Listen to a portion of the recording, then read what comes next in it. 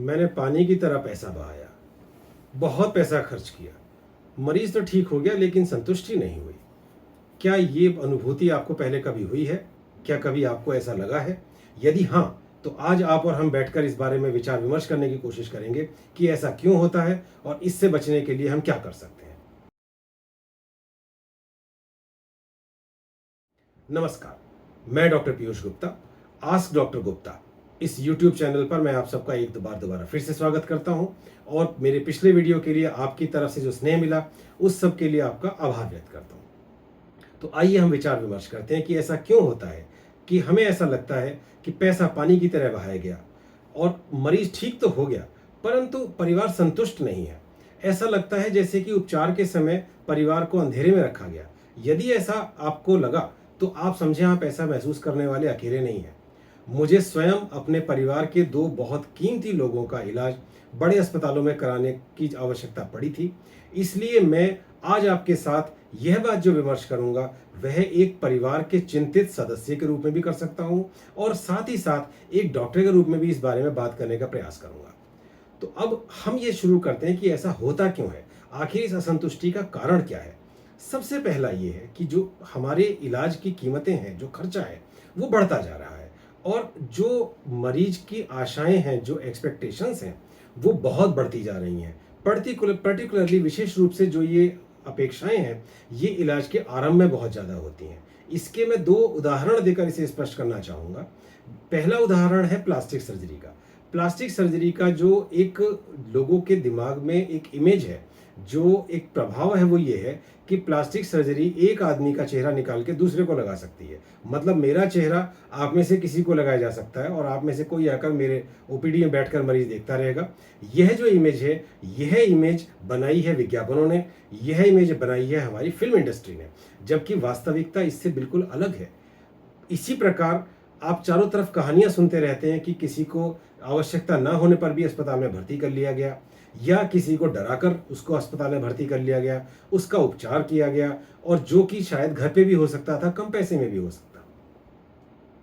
इस तरह के जो दुर्भाग्यपूर्ण जो अनुभव होते हैं, वो कुछ बीमारियों में ज़्यादा दिखाई देते हैं, जैसे कि हृदय की बीमारियां, जैसे कि दुर्घटना होने पर, या जैसे अभी थोड़े दिन पहले हम सब ने देखा कोरोना महामारी के समय इस तरह की कहानियां बहुत सुनने को मिली।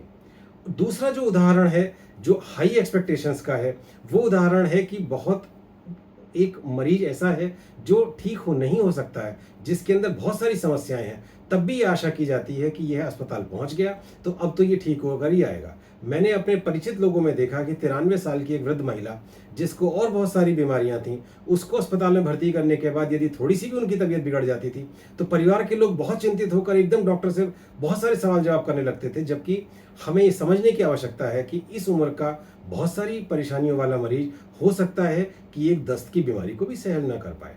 और जैसा मैंने अभी कहा कि खर्चे बढ़ते जा रहे हैं, तो एक मानसिकता ऐसी बनने लगी है कि जितना खर्चा किया जा रहा है उतना ही अच्छा रिजल्ट मिलना चाहिए, जबकि यह जरूरी नहीं है।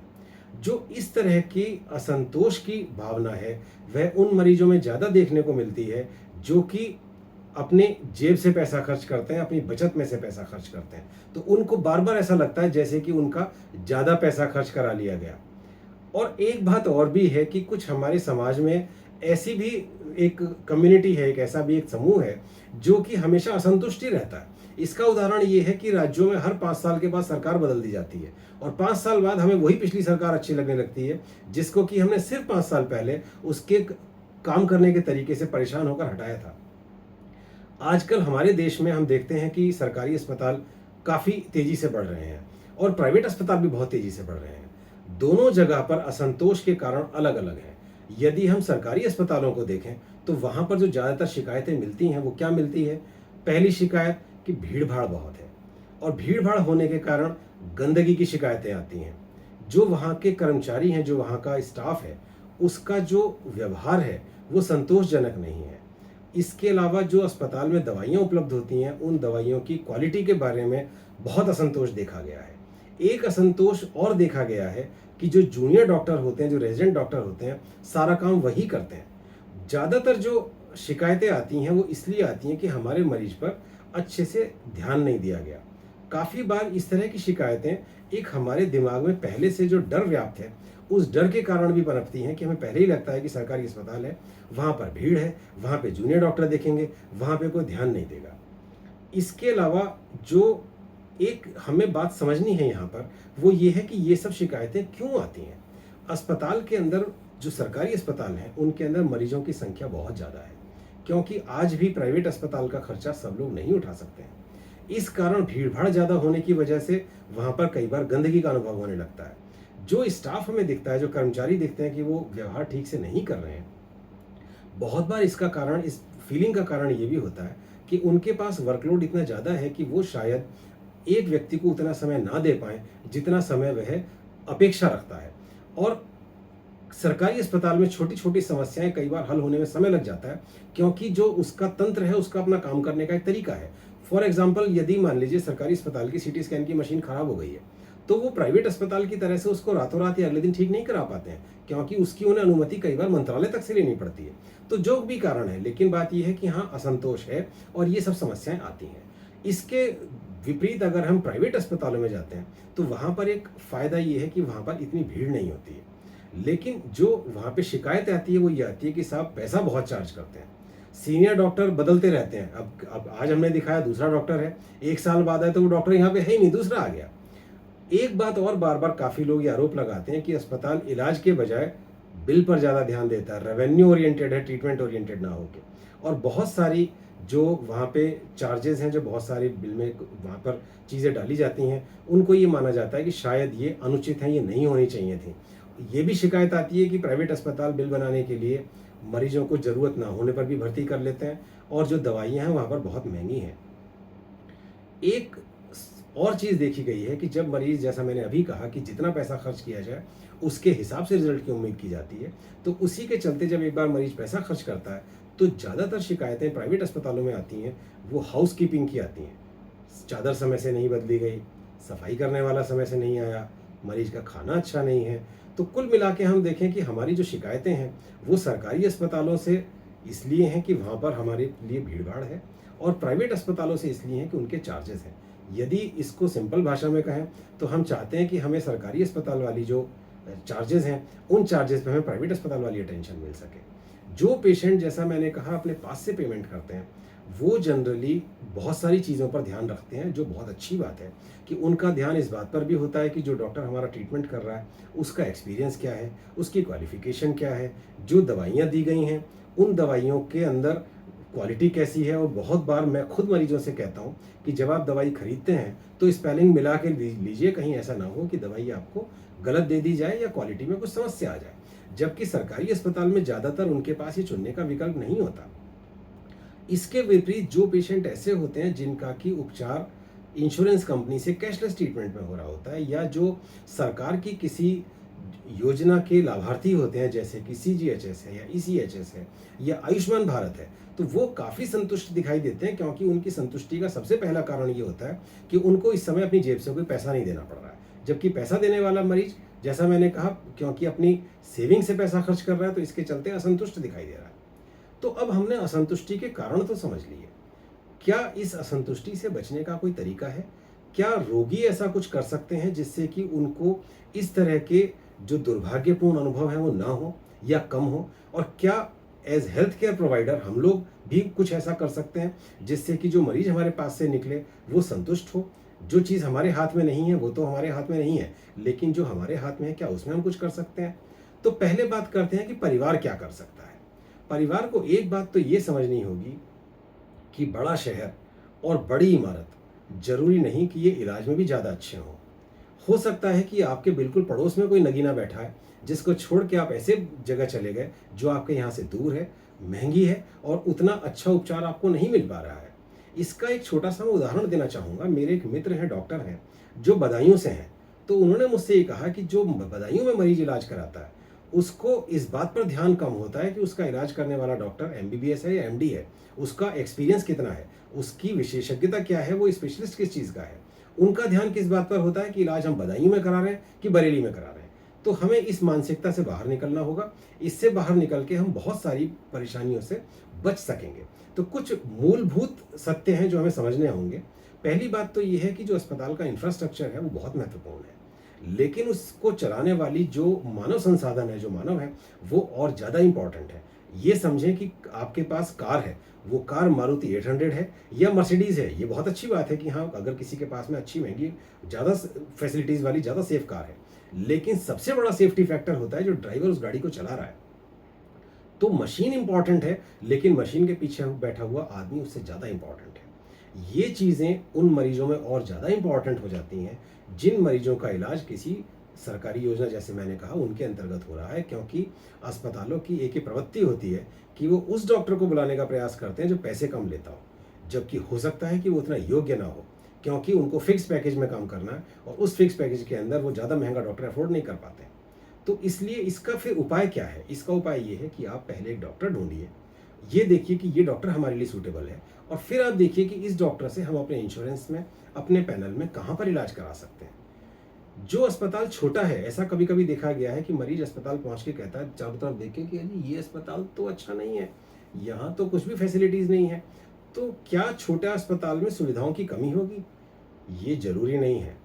एक बात को ध्यान रखें कि यदि आपके डॉक्टर ने आपसे कहा है कि आप इस अस्पताल में जाइए, तो वो, इसका मतलब उस अस्पताल से संतुष्ट होगा और वो वहाँ पर इस तरह के इलाज कर रहा होगा पहले से ही। तो एक अस्पताल में अगर आपको ब्लड प्रेशर के ट्रीटमेंट के लिए भर्ती होना है, तो ज़रूरी नहीं कि वहाँ पर बाईपास सर्जरी की सुविधा हो। आपको देखना है कि क्या ब्लड प्रेशर की सुविधा है? यदि है तो बाईपास सर्जरी जब होगी उसकी सुविधा के लिए अस्पताल तब देखेंगे। एक बात हमें और समझनी होगी कि एक डॉक्टर जिस जगह पर इलाज कर रहा है, अगर वो वहाँ पर रिलैक्स्ड है, तो इससे अच्छा मरीज के लिए कुछ नहीं हो सकता है। यदि हम उसको फोर्स करें किसी ऐसे अस्पताल में जाने के लिए जहाँ पे कि वो रेगुलरली नहीं जाता, तो वो स्ट्रेस में रहेगा और वो स्ट्रेस उसके ट्रीटमेंट के रिजल्ट्स में भी दिखाई देगा। यदि आप डॉक्टर को पहले से जानते हैं, तो इससे बढ़िया कुछ नहीं हो सकता है, क्योंकि जो पर्सनल अटेंशन आपको मिलती है, उस पर्सनल अटेंशन की कीमत आप पैसे से नहीं लगा सकते हैं। मैंने अपने पिता की बाईपास सर्जरी अभी पिछले साल कराई, तो मैं दिल्ली में, जो मेरे यहाँ से बहुत नज़दीक है, वहाँ पर किसी भी बड़े डॉक्टर से जाकर पर्सनली मिल सकता था, अपना परिचय देकर अच्छी अटेंशन ले सकता था। लेकिन मैंने बाईपास सर्जरी कराई जालंधर में जाके, क्योंकि जो डॉक्टर उनका उपचार कर रहे थे, जिन्होंने ऑपरेशन किया, वो मुझे, मेरे परिवार को बहुत पहले से जानते थे और मैं उनकी योग्यता के बारे में भी जानता था। तो उसका परिणाम ये हुआ कि जब हमारा ऑपरेशन हो रहा था, घर में कोई भी व्यक्ति चिंतित नहीं था, डॉक्टर भी चिंतित नहीं थे, और ऑपरेशन के 6 दिन बाद जालंधर से 450 किलोमीटर गाड़ी में बैठकर मेरे पिताजी अपने घर आए, जो कि नॉर्मली ये माना जाता है कि बहुत बड़ी बात है। जो अस्पताल मीडियम साइज़ के होते हैं, उनके अंदर ज़्यादातर संतुष्टि ज़्यादा मिलती है मरीजों को, बजाय बहुत छोटे या बहुत बड़े अस्पताल से। इसका कारण क्या हो सकता है? इसका कारण ये है कि छोटे अस्पताल में एक डर होता है और बड़े अस्पताल के बिल की चिंता है। जो मीडियम साइज़ के अस्पताल हैं, उनके अंदर जाकर मरीज को दिखता है कि हाँ, इंफ्रास्ट्रक्चर अच्छा है, और उसी साथ के साथ उसको ये भी दिखता है कि उसका इतना लंबा चौड़ा बिल भी नहीं बैठ रहा है। यदि कोई अस्पताल ऐसा है जो मीडियम साइज़ का है और किसी एक बीमारी का ही इलाज कर रहा है, तो ऐसे अस्पतालों में जनरली रिजल्ट बहुत अच्छे मिलते हैं, असंतोष की संभावना कम हो जाती है। जैसे कि यदि कोई अस्पताल सिर्फ पेट की बीमारियों का इलाज कर रहा है, गैस्ट्रोएंटरोलॉजिस्ट का अस्पताल है, तो वहाँ पर जिस तरीके से उनका सिस्टम उसको मैनेज कर पाएगा, वो एक जनरल हॉस्पिटल शायद आपको उतनी संतुष्टि ना दे सके। इसी तरह एक मैटरनिटी होम जो बाकी सब चीज़ों को अटेंड करने से मना कर देता है, वहाँ पर हर चीज़ की इतनी अच्छी व्यवस्था होती है, छोटा अस्पताल होगा, कि आपको बहुत संतुष्टि मिलेगी। एक बात और है कि यदि कोई सुविधा आपके अपने शहर में मिल रही है, तो इससे आपकी बहुत सारी सिरदर्दियाँ, बहुत सारी समस्याएं हल हो जाती हैं और वो प्रिवेंट हो जाती हैं। दूसरे शहर में जाके तो चाय का एक कप भी अरेंज करना पड़ता है। एक बात और देखी गई है कि जिन डॉक्टर्स के अपने अस्पताल नहीं हैं, उनके मरीज काफ़ी संतुष्ट देखे जाते हैं। आप समझ सकते हैं उसके कारण क्या होते हैं। अब बात आती है कि हम किस डॉक्टर के पास जाएं। हमने कह दिया डॉक्टर पहले चुन लीजिए, तो किसके पास जाएं? ये मैंने देखा है कि एक मरीज जिसके पेट में बीमारी थी, उसके गले का ऑपरेशन कर दिया गया। जिसके गले में बीमारी थी, उसके पेट का ऑपरेशन कर दिया गया, क्योंकि डॉक्टर साहब गले का ऑपरेशन करने में बहुत ज़्यादा कंफर्टेबल नहीं थे। गले में लिम्फ नोड था, गांठ थी छोटी सी, उसकी बायोप्सी आराम से हो सकती थी, लेकिन उसकी बायोप्सी डॉक्टर साहब डरते थे, तो पेट का ऑपरेशन करके पेट में से बायोप्सी निकाली गई। तो इस तरह की परेशानियों से हम बचें। ये जो पर्चा आप अभी देख रहे हैं, ये एक जनरल सर्जन ने कैंसर के, ब्रेस्ट कैंसर के मरीज को, स्तन कैंसर के मरीज को कीमोथेरेपी लगाने का प्रयास किया है, और जो दवाई का प्रोटोकॉल इसमें दिया गया है, मैंने बहुत सारे मेडिकल ऑन्कोलॉजिस्ट वो डॉक्टर होते हैं जो कैंसर की कीमोथेरेपी के विशेषज्ञ होते हैं, उनसे बात की, लेकिन ये प्रोटोकॉल किसी ने रिकमेंड नहीं किया है। तो इसका कारण ये है कि जो डॉक्टर उपचार कर रहे थे, वो इस बीमारी के डॉक्टर नहीं थे। तो इस चीज़ से हमें बचना चाहिए। स्पेशलिस्ट हमेशा उस काम को ज़्यादा अच्छे तरीके से कर सकता है। अब एक अच्छे डॉक्टर को ढूंढने का कोई बिल्कुल पक्का तरीका तो नहीं है, लेकिन कुछ सुझाव, कुछ सावधानियां रखी जा सकती हैं। पहला तो ये है कि डॉक्टर किस चीज़ का विशेषज्ञ है, ये जनरली उसकी नेम प्लेट पर ही लिखा होता है। और एक बात और ध्यान रखें, यदि डॉक्टर की नेम प्लेट पर 12-15 बीमारियों का नाम लिखा है कि इन सबका स्पेशलिस्ट है, तो इसका मतलब वो किसी का भी स्पेशलिस्ट नहीं है, क्योंकि एक ही आदमी 15 बीमारियों का स्पेशलिस्ट नहीं हो सकता है। जो बड़े अस्पताल हैं, बड़े संस्थान हैं, बड़े इंस्टीट्यूट्स हैं, जैसे आंखों के लिए शंकर नेत्रालय या कैंसर के लिए टाटा मेमोरियल अस्पताल, इनसे निकलने वाले डॉक्टर जनरली दूसरे अस्पतालों में ट्रेनिंग पाने वाले डॉक्टर्स के मुकाबले हो सकता है कि ज़्यादा अच्छे हों। इसी प्रकार एम्स और पीजीआई के जो डॉक्टर्स ट्रेंड हैं, यदि आपको ऐसा कोई डॉक्टर दिखता है तो आप ये मान सकते हैं कि इस बात की काफ़ी संभावना है कि इन डॉक्टर के पास में आपको उपचार अच्छा मिलेगा। लेकिन एक बात ध्यान रखें कि यह कोई एब्सोल्यूट, कोई पक्का तरीका नहीं है। ये यदि आपको कोई डॉक्टर ऐसा मिलता है जो ऑल इंडिया इंस्टीट्यूट या शंकर नेत्रालय या टाटा इंस्टीट्यूट से ट्रेंड है, तो आप मान सकते हैं कि अच्छा है। लेकिन जो इन इंस्टीट्यूट से नहीं है वो अच्छा नहीं है, ऐसा नहीं है। इसका एक उदाहरण ये समझें कि जो हमारे भारत के अंदर जो मुख्य न्यायाधीश हैं, जो चीफ जस्टिस हैं, वो नेशनल लॉ यूनिवर्सिटी से नहीं आते हैं। तो इसका मतलब ये नहीं कि नेशनल लॉ यूनिवर्सिटी के अलावा बाकी सारी यूनिवर्सिटीज़ बेकार हैं। लेकिन यदि ये चीज़ आपके पास है तो आप मान सकते हैं कि ये एक पॉजिटिव सिग्नल है कि आप अच्छी जगह जा रहे हैं।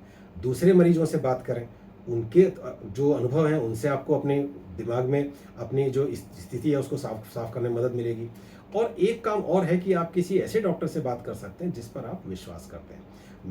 मैं कैंसर का डॉक्टर हूँ और मेरे पास बहुत सारे ऐसे मरीज आते हैं जो दांत उखड़वाने से पहले मेरे पास पूछने के लिए आते हैं कि साहब दांत किससे उखड़वाना है, क्योंकि वो मेरी आदत जानते हैं। तो वो जानते हैं कि हाँ, मैं अपनी आदत जैसा कोई बंदा उनको बता सकता हूँ।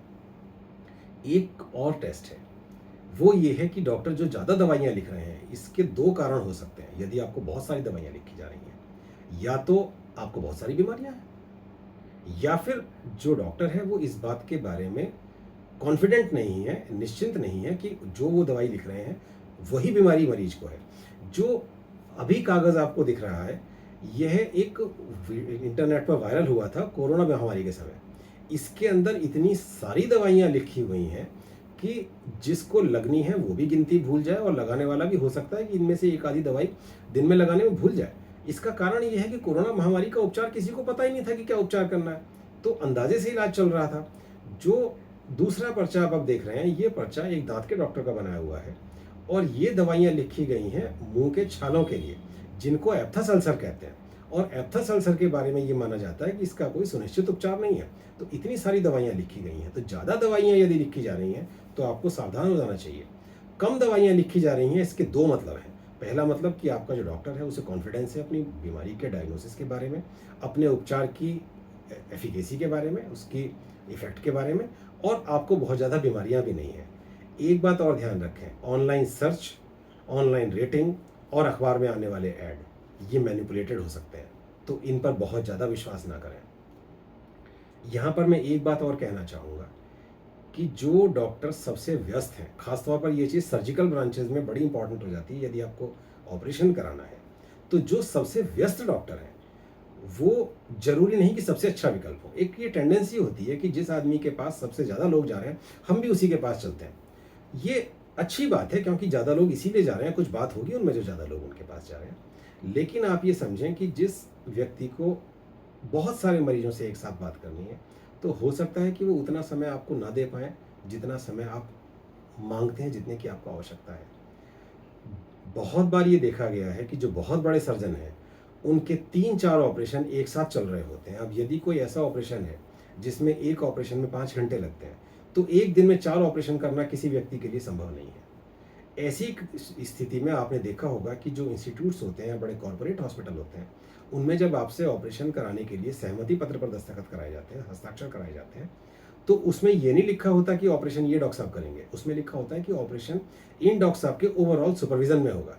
तो हो सकता है कि आपने किसी कारीगर को अपने काम में लगाया और आपका काम करने वाला कारीगर दूसरा था, वो दूसरा कारीगर भी अच्छा था, लेकिन तब भी आप ये समझें कि जिसको आपने लगाया था जरूरी नहीं कि वो आपको मिल पाए। बहुत बार ऐसा हुआ है, महामारी के समय, अभी आज से कुछ साल पहले हमारे शहर में डेंगू की महामारी फैली थी। उस समय एक डॉक्टर के अंडर में 70, 80, 100 मरीज भर्ती होते थे। उस समय मरीज का नाम याद होना, उसकी बीमारी की क्या कंडीशन है वो याद होना तो बहुत दूर की बात है।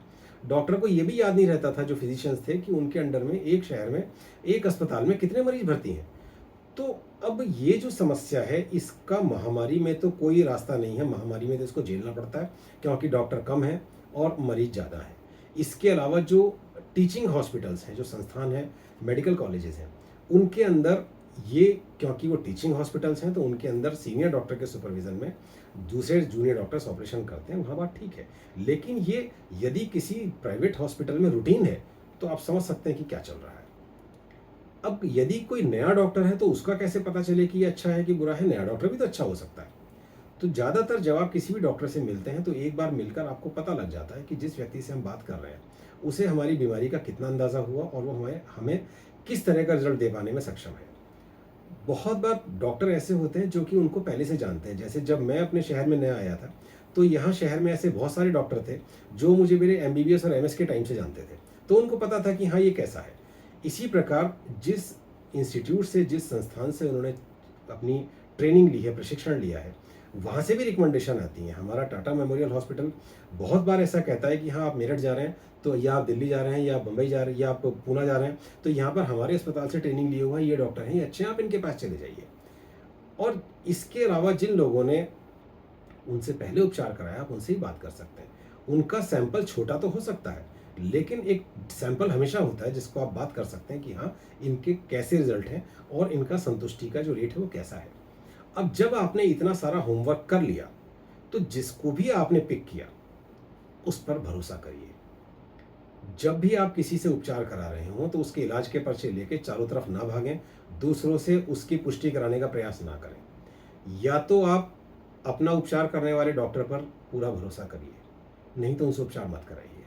साथ में चलें और साथ में संदेह भी करें। इस तरह तो असंतुष्टि ही असंतुष्टि होगी। इधर उधर की बातों पर यकीन ना करें। बहुत सारी बातें ऐसी होती हैं जो कि तथ्य से परे होती हैं, लेकिन अड़ोसी पड़ोसी से, रिश्तेदारों से सुनने को मिल जाती हैं, और उसके चक्कर में आपका दिमाग अनस्टेबल हो जाता है, आप कंफ्यूज हो जाते हैं, भ्रमित हो जाते हैं। जब हम किसी डॉक्टर को दिखाते हैं और हमें उससे कोई राय मिलती है, तो बहुत बार हमें लगता है कि भाई हमें एक दूसरे डॉक्टर से मिलके सेकंड ओपिनियन ले लेनी चाहिए। ये बहुत अच्छी बात है। सेकंड ओपिनियन, थर्ड ओपिनियन अच्छी बात है और ये आपका अधिकार है, लेकिन ये ध्यान रखें कि इसमें समय बर्बाद ना हो। ऐसा ना हो कि किसी को हार्ट अटैक हुआ है, उसको बाईपास सर्जरी बताई गई है और हम बाईपास सर्जरी कराने से डर रहे हैं, और हम इस चक्कर में 5-6 डॉक्टर से मिलते जा रहे हैं बार बार, इस आशा में कि कोई एक व्यक्ति कह देगा कि आपकी सर्जरी के बिना काम हो जाएगा। ऐसा होने से सर्जरी के बिना काम नहीं होता, लेकिन सर्जरी के वेटिंग में जो नुकसान है, वो स्थिति को और ख़राब कर देता है। एक बात ध्यान रखें कि मेडिसिन के अंदर 2 और 2 हमेशा 4 नहीं होते। 2 और 2 शून्य भी हो सकते हैं, 2 और 2 22 भी हो सकते हैं, और 4 तो हो ही सकते हैं।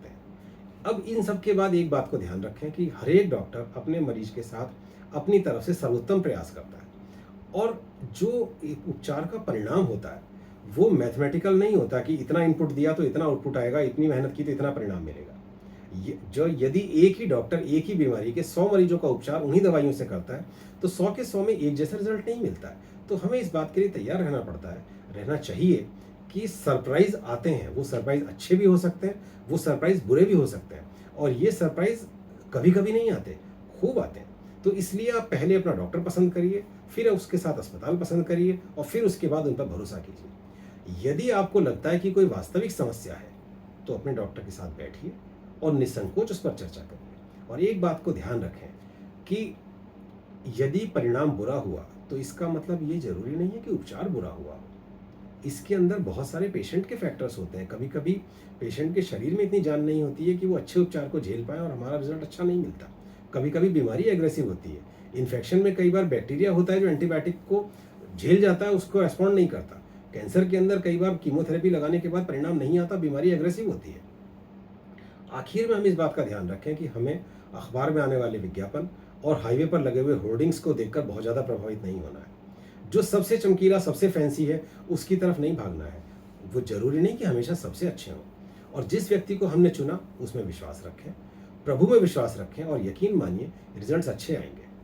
अब अपनी इस बातचीत को विराम देने से पहले मैं एक बात अपने जो साथी डॉक्टर्स हैं, उनको भी अपने व्यक्तिगत अनुभव से कुछ सुझाव देना चाहूँगा।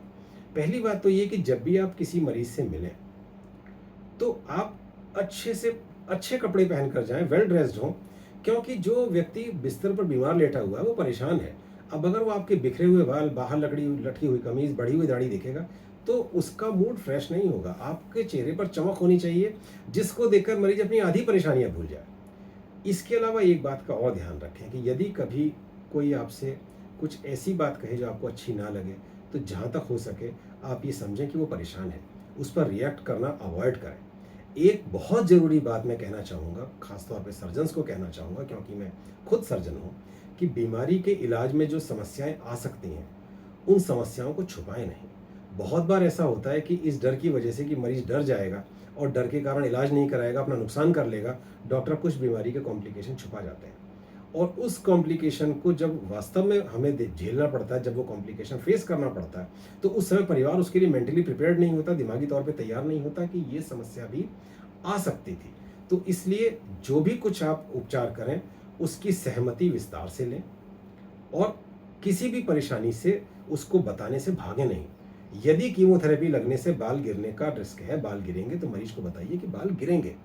ये ना कहे नहीं नहीं कुछ नहीं होगा, क्योंकि जब वास्तव में बाल गिरेंगे तो जो व्यक्ति बाल गिरने की बात से डर रहा है, जब उसके बाल सच में गिरेंगे तो कितना परेशान होगा आप समझ सकते हैं। यदि कभी भी हॉस्पिटल की तरफ से या मरीज की तरफ से कोई ऐसी मांग की जाए जो आपको लगता है कि अनुचित है, तो उसको फर्मली मना कर दीजिए कि नहीं, ये संभव नहीं है। जो भी कुछ मरीज के उपचार में चल रहा है, उस उपचार में जो भी कुछ चारों तरफ हो रहा है उस पर आप स्वयं नजर रखें।